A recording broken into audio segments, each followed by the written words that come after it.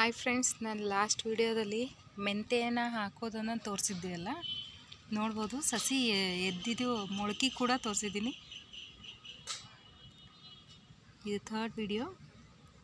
ನೋಡ್ಬೋದು, ಮೆಂತೆ ಸಸಿ ಈ ಥರ ಬೆಳೆದಿವೆ. ಇವು 5-6 ಡೇಸ್ದು 5-6 ದಿನದ ಮೊಳಕೆ ಇವು.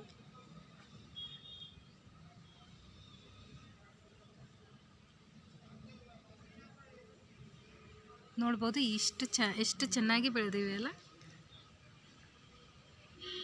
ಸ್ವಲ್ಪ ಜಾಗದಲ್ಲಿ ಬೆಳೆಸ್ಬೋದು ಈ ಥರ. ನೀವು ಪಾಟದಲ್ಲಿ ಹಾಕಿ ಕೂಡ ಬೆಳೆಸ್ಬೋದು. ಇಷ್ಟು ಸ್ವಲ್ಪ ಜಾಗದಲ್ಲಿ ಬೆಳೆಸ್ಬೋದು.